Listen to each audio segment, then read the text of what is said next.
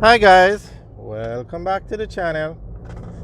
Today we are driving on Highway 2000 East-West leg. We just came off Mandela Highway and we are going on to this highway, the Highway 2000 East-West leg. Now this highway was recently renamed the PJ Patterson Highway. Now this was the first highway basically to be built in Jamaica. Back in the early 2000s or even before, they had roads that were really just main roads, but they call them highways, like Bustamante Highway, Northern Coastal Highway. Even Mandela Highway wasn't what it used to be at the beginning. This was the first, as you would say, highway quality road like this, with the dual carriageway, the Jersey barrier, what you would consider by international standards a highway. So this is it. This is the first one that was built, and to build this road was not easy. This was probably the largest capital expenditure of its time when they wanted to build this highway. And it wasn't paid for by the Jamaican government, it was paid for by a foreign company. It was a public-private partnership. So, and this road still is not finished. This was the first highway to be started in Jamaica, and it still isn't finished. This highway is to run from Kingston to Montego Bay, and currently it goes to Maypen, and it will go to Mandeville come August of this year. So let's just quickly go through the history of this highway. Because if it wasn't for this highway, you wouldn't have the Edward Seaga Highway, you definitely wouldn't have the Southern Coastal Highway. This is the highway that started it all. This is the one where you could say put Jamaica on the map, such a large investment by a foreign company. Because before this, you didn't have that kind of investment in Jamaica. And the Jamaican banks were not financing this highway. It's just recently that local banks started to finance these mega projects in Jamaica. But they weren't doing it before. Alright, so it was actually the IDB Bank that did a study to look at the possibility of building a highway to connect both international airports in Jamaica. It's the Norman Manley International Airport in Kingston to the Sangster International Airport in Montego Bay. And they also wanted to build a highway that would let people get to the top tourist destinations in Jamaica, which is Mystic Mountain, Duns River is number 1, Dolphin Cove is number 2, and Mystic Mountain is number 3, which is in Ocho Rios. So that's why you have two legs of the highway. The first one going from Kingston to Montego Bay, and the second one going from Kingston to Ocho Rios. So that's the route of the highway. Now there was also another design, but it was scrapped, where you were going to build a highway from, I think it's Chapelton to Discovery Bay. But they decided not to pursue that route.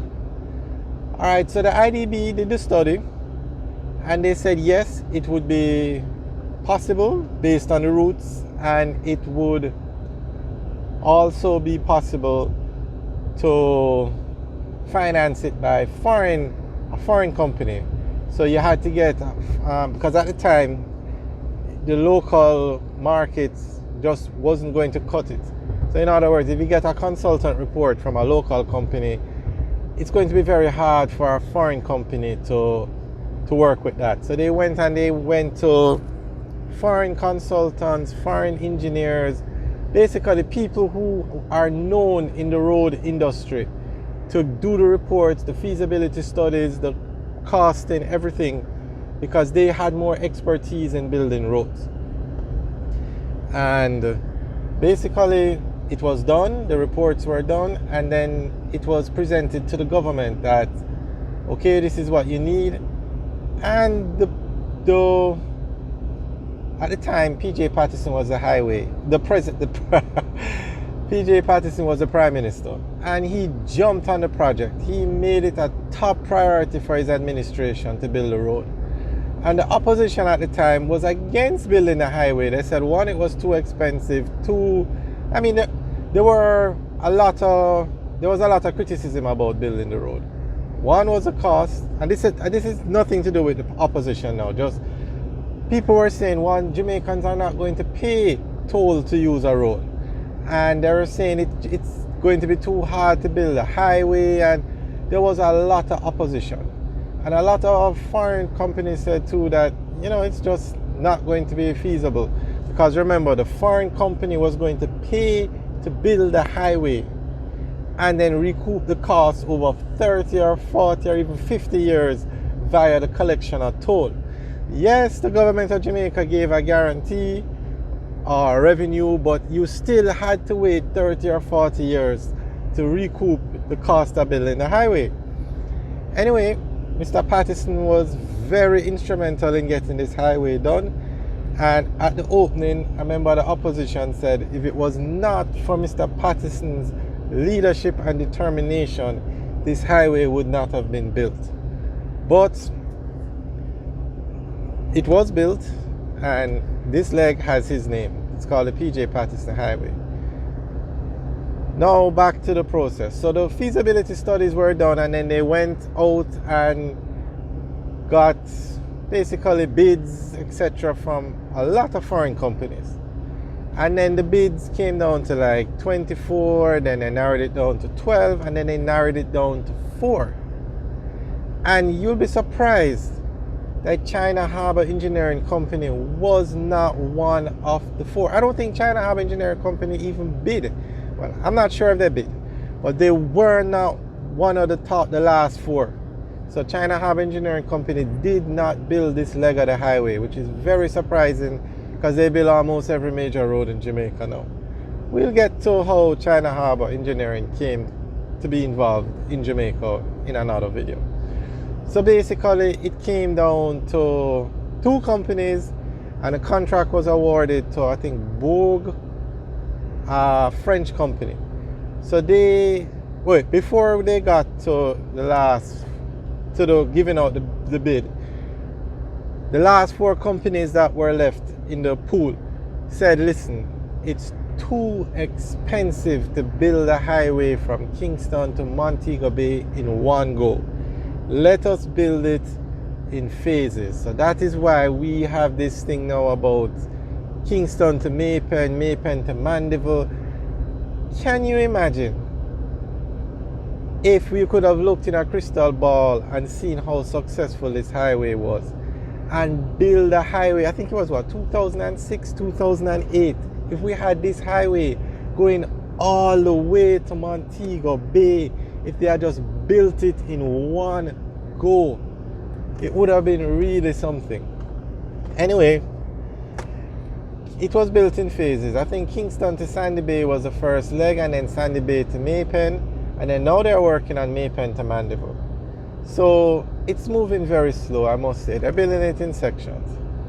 So Bogue built I think the Kingston to Sandy Bay.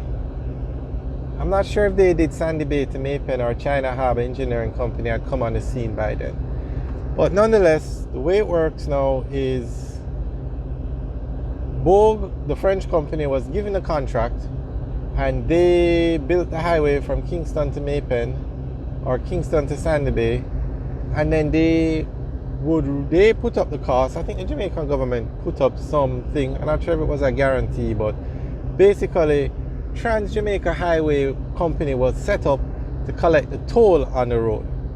So when you get the receipt from the toll booth, it says Trans Jamaica Highway, and that money goes towards Bogue or the company to pay back for the cost of building the highway. Now, it works through a concession. The government of Jamaica gave Trans Jamaica Highway a concession to collect toll on this road for 30 years. And they also gave them a guarantee that if they didn't collect X amount of toll money or income from the highway in this year, they would pay the difference. So it was a guaranteed thing. I don't think there was ever a case where Trans Jamaica never collected the amount that they were to collect in a year. So I don't think the government ever acted on that guarantee. I'm not even sure if that guarantee is still in place. But that's how it works. So that is why every year you see the toll rates going up, because I think it's June of every year they are allowed to increase the toll rates based on the agreement.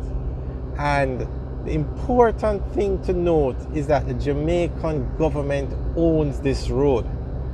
They own the highway that goes to Montego Bay too.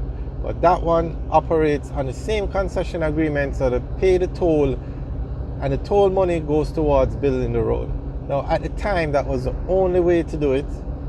Now, just to point out, the Southern Coastal Highway is being built and the Northern Coastal Highway is being upgraded, and those are not toll roads.